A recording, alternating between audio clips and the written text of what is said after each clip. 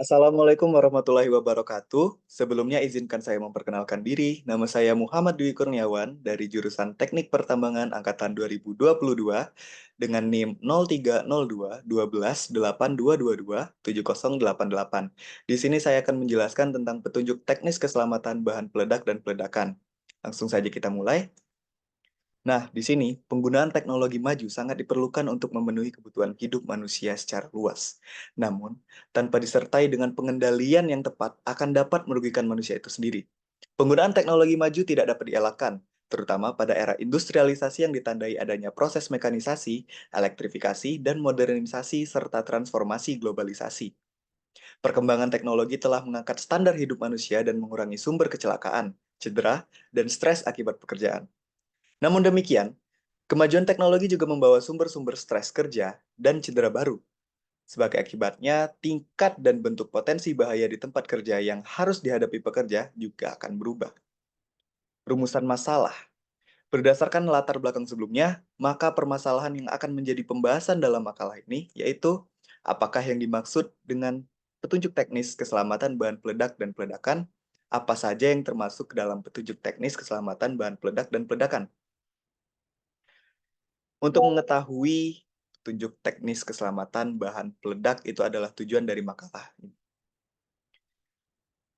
Peledakan adalah suatu aktivitas pengisian bahan peledak ke dalam lubang ledak yang bertujuan untuk menghancurkan batuan. Proses peledakan ini merupakan proses penting di setiap aktivitas penambangan yang memiliki risiko K3 yang tinggi. Untuk itu, dibutuhkan sumber daya manusia yang kompeten dan handal. Nah, peledakan pada pertambangan diatur oleh pemerintah pada Kepmen ESDM nomor 1827K garis miring 30 garis miring MEM garis miring 2018 tentang pedoman pelaksanaan kaidah teknik pertambangan yang baik, yaitu pekerja peledakan pertama, pekerja peledakan media, dan juru ledak, yang kesemuanya dituntut untuk mempunyai keterampilan dan keahlian. Tugas utama dari pekerja peledakan mencakup pekerjaan mengangkut bahan bakar, bahan peledak peka detonator, bahan peledak peka primer, dan bahan ramuan ke lokasi peledakan, meramu bahan peledak, administrasi gudang bahan peledak, membuat primer, mengisi bahan peledak ke lubang ledak, dan juga menyambung bahan peledak. Nah, jarak aman gudang dengan bahan peledak. Lokasi gudang bahan peledak di permukaan mempertimbangkan jarak aman terhadap satu, bangunan yang didiami orang, rumah sakit, bangunan lain atau kantor. Dua, tempat penimbunan bahan bakar cair, tangki, bengkel, dan jalan umum besar.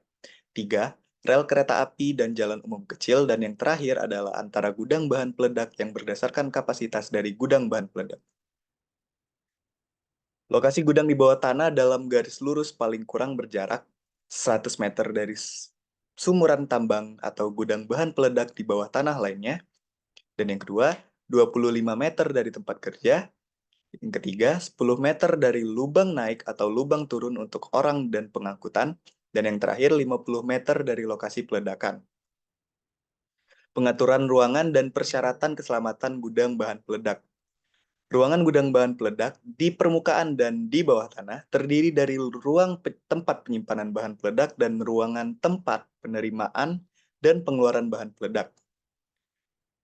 Nah, penyimpanan bahan peledak itu satu, detonator dilarang disimpan di dalam gudang yang sama dengan bahan peledak lainnya dan hanya berada dalam gudang tersendiri yang diizinkan untuk menyimpan detonator.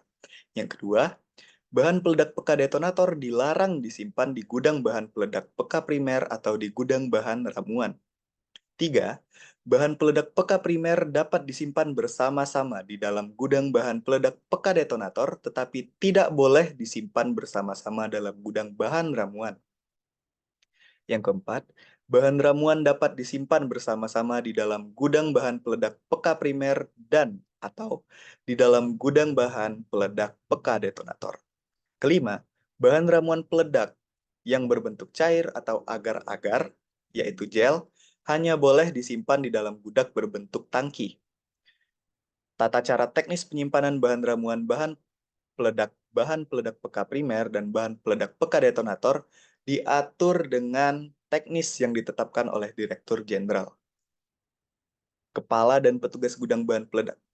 KTT atau PTL yang menggunakan bahan peledak dapat memastikan bahan peledak tersimpan dengan aman dan diawasi dengan baik. Sebagai berikut, 1. Kepala gudang bahan peledak dengan persyaratan paling kurang mempunyai KPP Madya dan memahami peraturan bahan peledak. Yang kedua, petugas gudang bahan peledak yang telah berumur 21 tahun ke atas untuk melakukan perhitungan, penerimaan, penyimpanan, pengeluaran dan pengamanan bahan peledak serta bertanggung jawab kepada kepala gudang bahan peledak. Pengamanan gudang bahan peledak. Mengambil tindakan pencegahan terjadinya gangguan keamanan dan keselamatan bahan peledak yang disimpan di dalam gudang. Kedua, melarang orang yang tidak berkepentingan untuk mendekati gudang bahan peledak. Yang ketiga, mengawasi dan mencatat setiap orang yang memasuki gudang, baik dalam rangka pemasukan, pengeluaran, bahan peledak maupun dalam rangka tugas kunjungan kerja atau pemeriksaan gudang. Nah, kesimpulannya, bahan peledak merupakan bahan atau zat yang berbentuk padat, cair, atau campurannya, yang apabila dikenai suatu aksi berupa panas, benturan, atau gesekan, akan berubah secara kimiawi menjadi zat-zat lain yang sebagian besar atau seluruhnya berbentuk gas. Selain itu, bahan peledak juga dapat dikelompokkan menjadi dua, yaitu peledak kuat high explosive dan bahan peledak lemah low explosive. Sekian dari saya. Terima kasih atas perhatiannya. Saya tutup dengan wassalamualaikum warahmatullahi wabarakatuh.